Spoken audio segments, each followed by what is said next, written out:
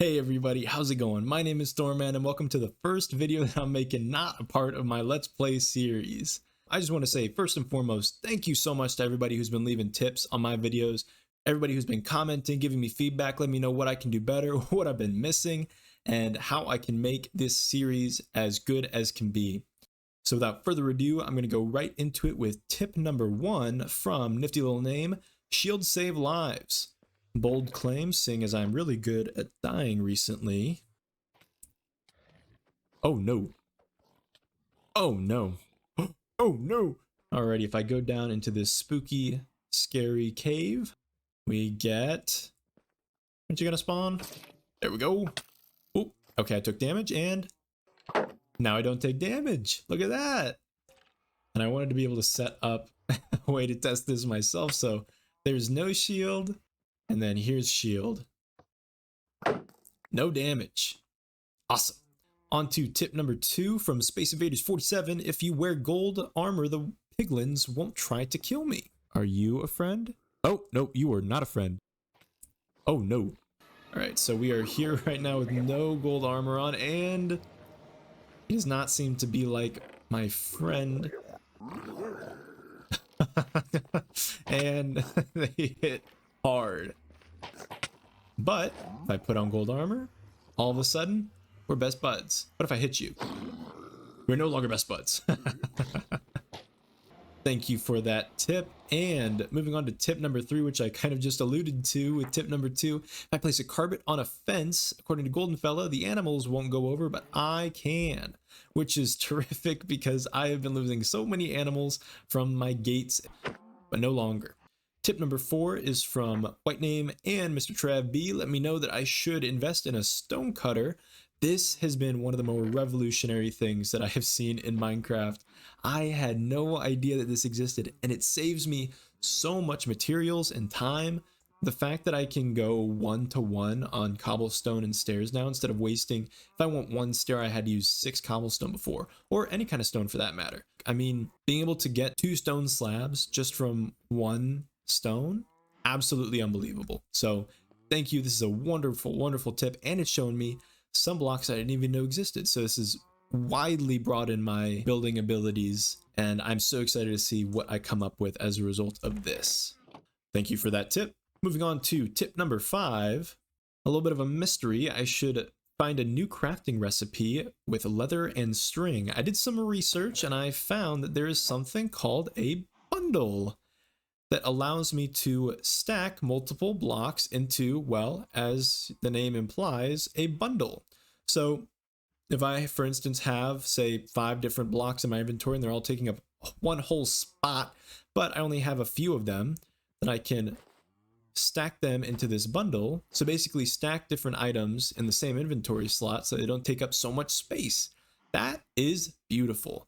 And then I can just easily chuck them out whenever I need them. Now I am in 1.21.3 right now. I had to upgrade a little bit to get this, but that is so awesome. I can't wait to use that. It's kind of like a poor man's shulker box.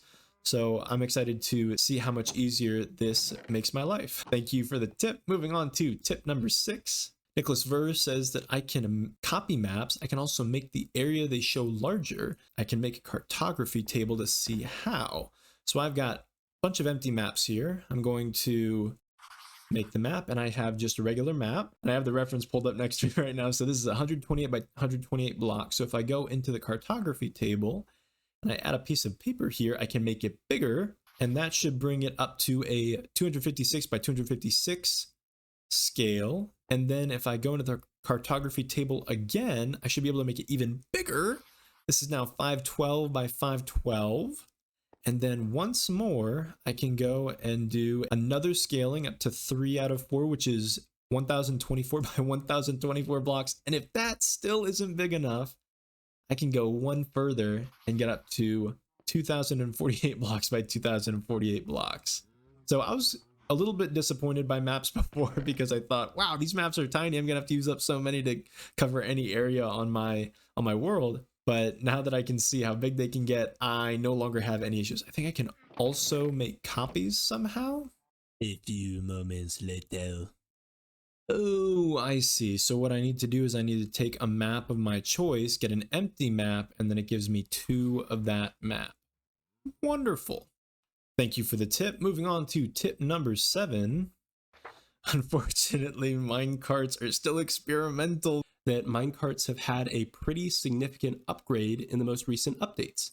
So I think that they can move a lot faster now. So my dreams of having a super ultra powered minecart system in my Let's Play series is not going to come to fruition yet because minecarts are still normal, but I still think that they can be used, maybe just not as much as I thought. So we'll try to get creative with these. I think I love trains. I think there's a way to make trains happen in Minecraft and to make them somewhat useful for me. So here's to hoping. Thank you again to Nicholas Ver for that tip. Tip number 8 is from I guess, letting me know that I can use leather boots to walk on powdered snow. Whoa, whoa. Oh no, what's going on? What's going on? Crazy. And I can also collect it in a bucket.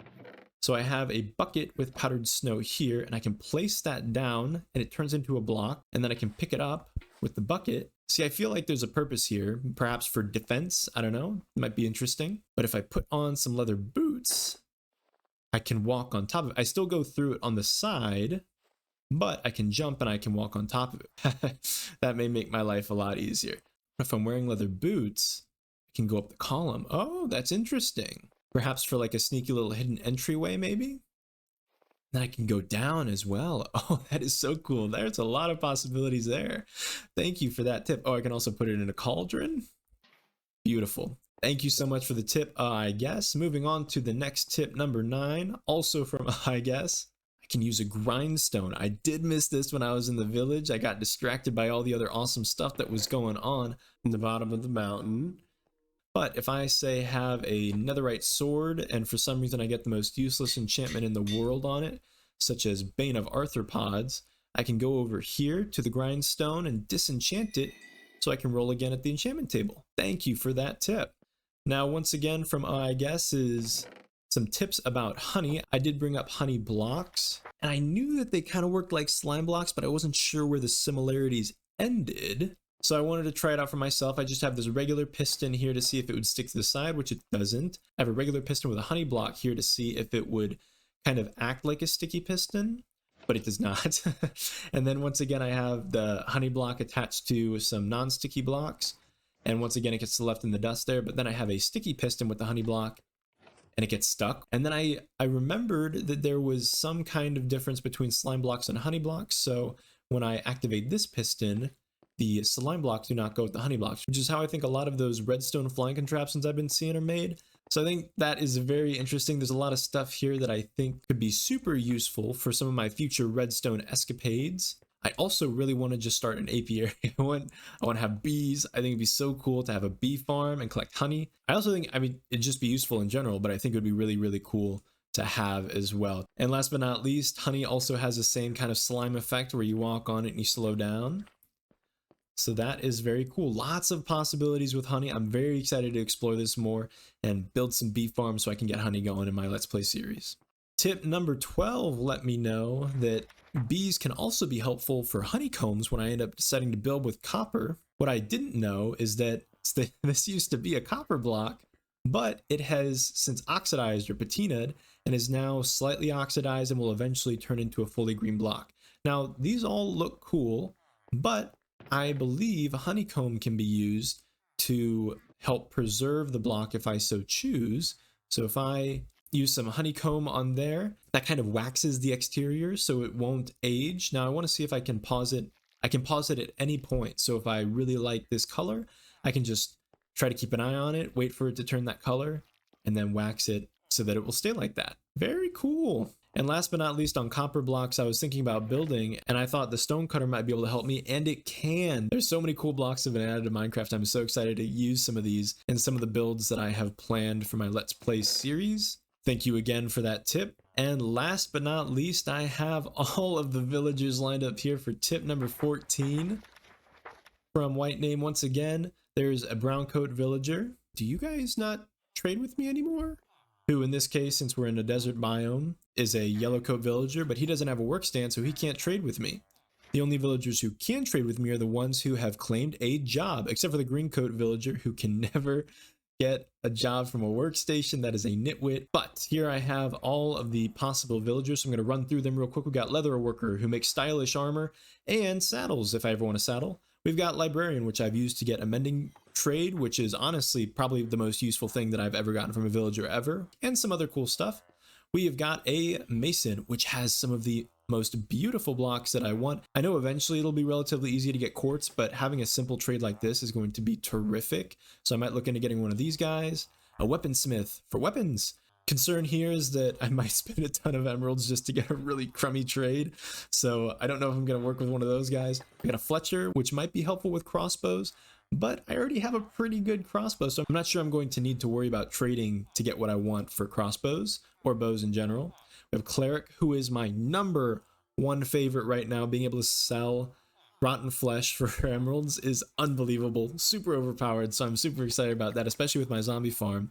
So that is terrific, and being able to get ender pearls is super useful. I haven't killed a lot of endermen, so being able to get these for a price is super nifty. We've got the butcher, which isn't super useful to me because I don't really spend much time worrying about meat anymore. I have such a good farm going that I don't need to worry about trading, but I could end up using this to get some emeralds going, so that wouldn't be too bad. The cartographer, which I'm not super excited about unless I really get crazy about banners or unless I want to spend 7 emeralds for an empty map. We've got a shepherd here, which once again doesn't seem super useful except for paintings, which I don't know if there's a way to craft these. Okay, I just looked and there is a way to craft paintings, so I'm less excited about this guy now as well because I can just use sticks and wool to make a painting, I believe. So, boo. Farmer, once again, not the sickest of trades, so I think that I might just use this to get some emeralds for wheat and stuff like that. The toolsmith, much like the weaponsmith, gives me tools instead of weapons. But once again, I have to spend a lot of emeralds to get some cool stuff going, so perhaps not super useful. Fisherman, I'm not super into fishing right now, but I might, so if I ever do, I might get one of these guys. But I'm not super amped about that right now. The armorer could be really interesting if you get good trades, but once again, I'm seeing some pretty generic looking trades right here, which would probably just be better if I enchanted the armor to begin with. And that is all of the villagers. See, this has given me some great ideas for really who I want to focus on, having them all laid out here, seeing what kind of trades they have to offer.